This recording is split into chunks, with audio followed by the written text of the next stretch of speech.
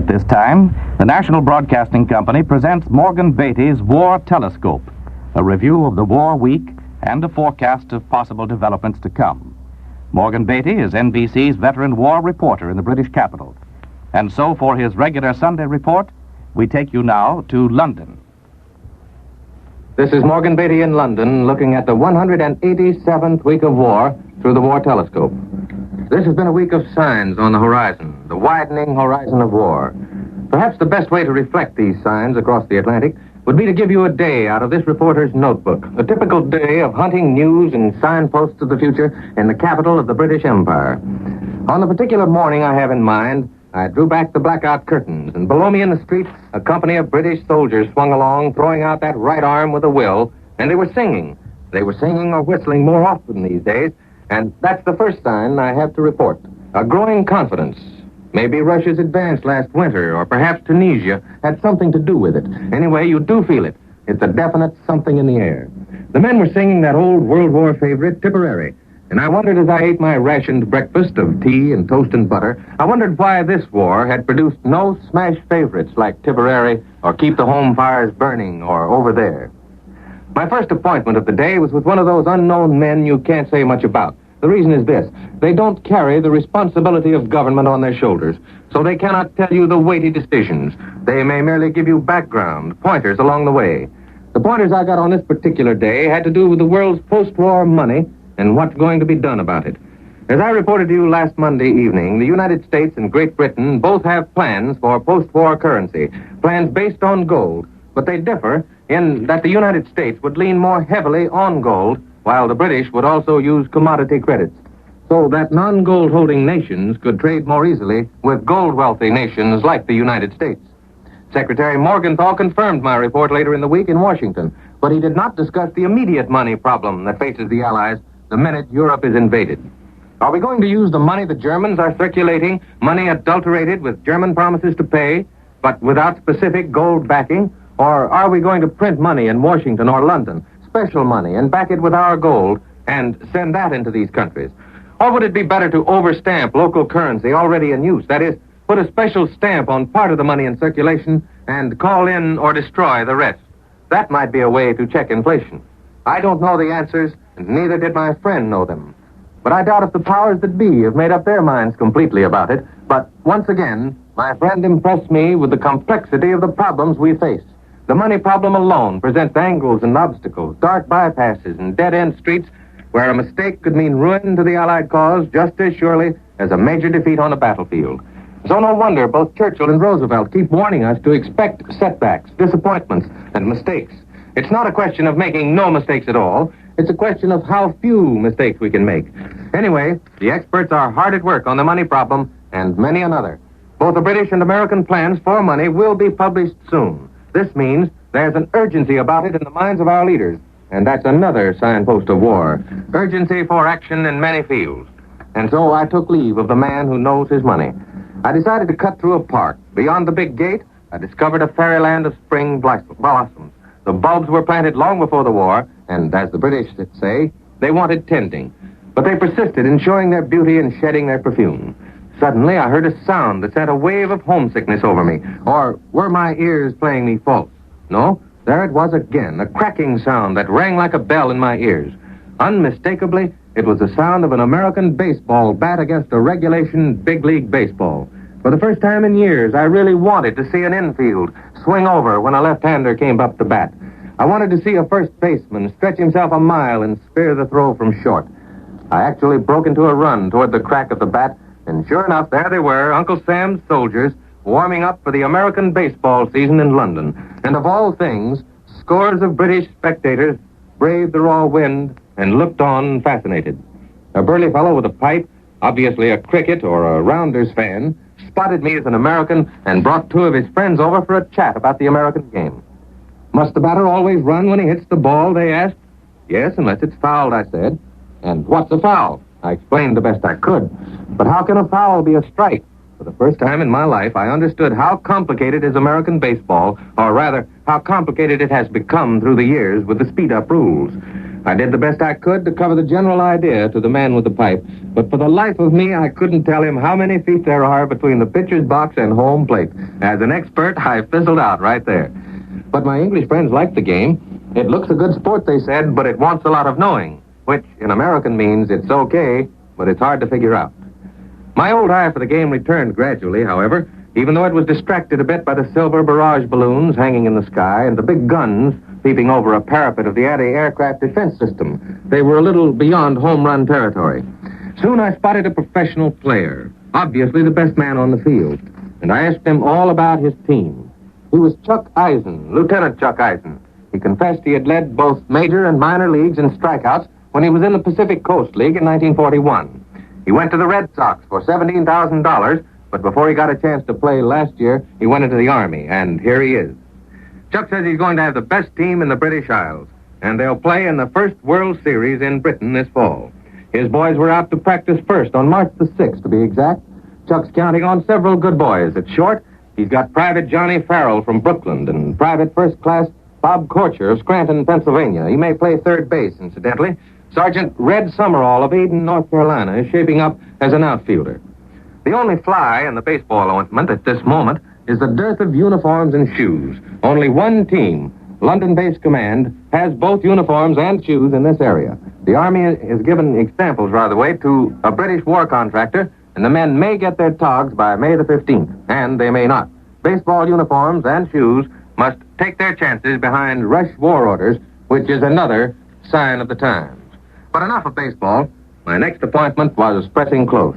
I took a train for a place which must remain nameless. It's a secret American 8th Air Force bomber station, and there I met one of the rarest people in England, an officer in the American Women's Army Auxiliary Corps, the WWII. You've heard of her before, perhaps. She arrived 7 weeks ago, and the newsman interviewed her then. She's Lieutenant Dorothy Swart of Elsa, Texas. I asked the lieutenant to come to the studios here in the heart of London today and tell you folks how she likes England and what she thinks of it after 7 weeks. It took a lot of persuading, but here she is, Lieutenant Dorothy Swart, the Dottie to her friends back home before she put on her uniform. She's 5'4", brown eyes, beautiful skin toned by the sunshine of Texas. She's got a contagious grin, and she's every inch an officer and a most desirable dinner companion. She's one of the very few American women soldiers among many men. One of the airmen at the bomber station brought the lieutenant to London tonight, and he's planning to take her to dinner in one of those swank West End spots, I suspect. For coming to London is a rare occasion for the busy people in Bomber Command. Lieutenant, I'm addressing you, young lady, not your escort. Lieutenant, what's your job? I'm sorry, Mr. Beatty. We can't go very far into that. But I can say I'm in communications. We help supervise the WWII, the Royal Air Force girls on our station. And how long do you work each day? We get up at 7:15 and work until our job's finished. Often it's pretty late at night. Then again, we have normal working days. Then I take it you could use more wax from home. If they could be spared, we certainly could.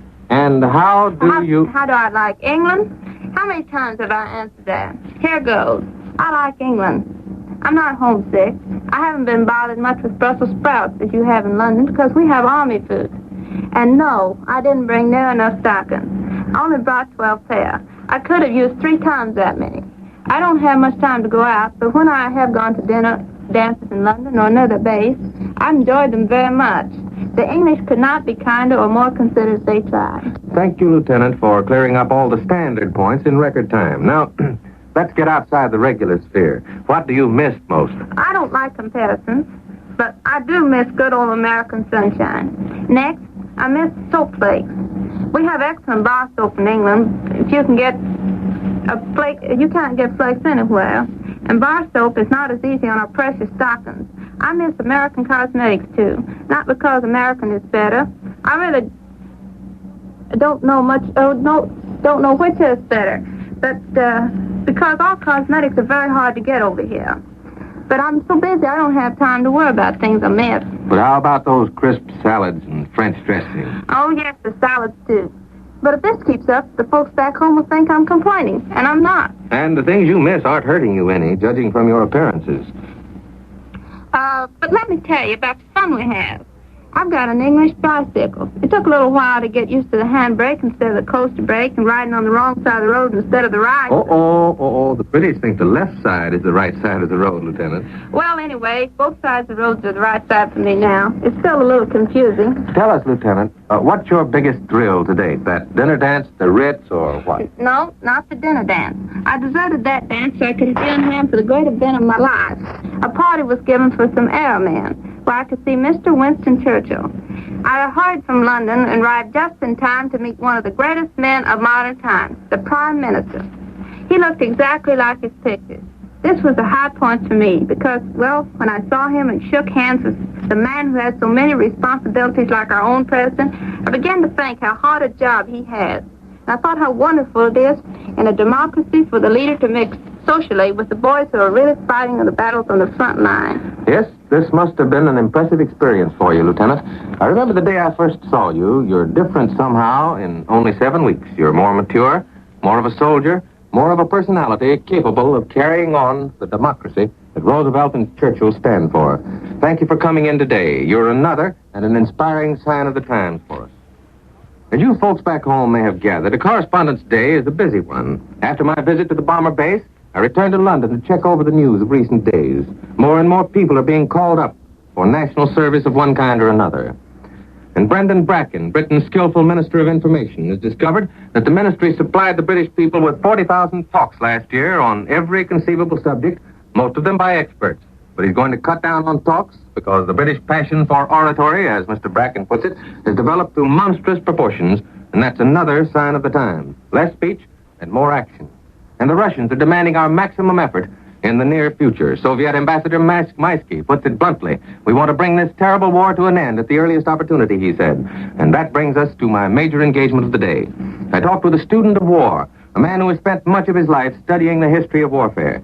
That evening, I asked him a question prompted by the Maisky statement. What is the earliest possible opportunity to crush the enemy, I asked? Not the time of it, but the place. My friend of the maps and books prefers the back door of Europe, as he calls it, the Balkans.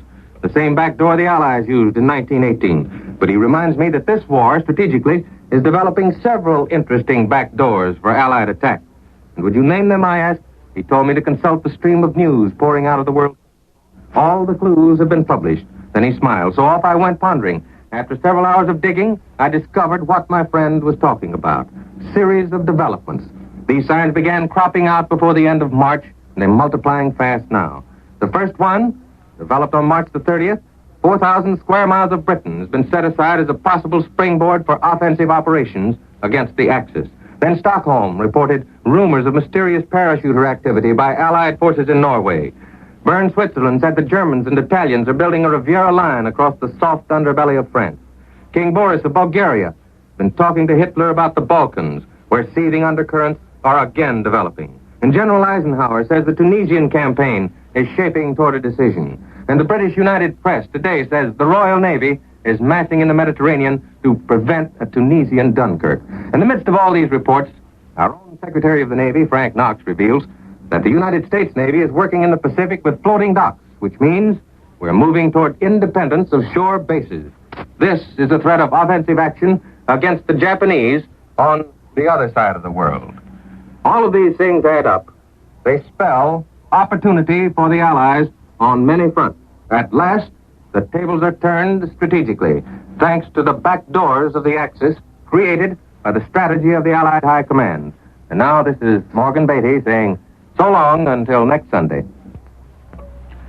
You have been listening to War Telescope, a weekly report on the war as seen from London by Morgan Beatty, NBC's veteran war observer in the British capital. Mr. Beatty is presented every Sunday at this same time, so be sure to tune in again a week from now.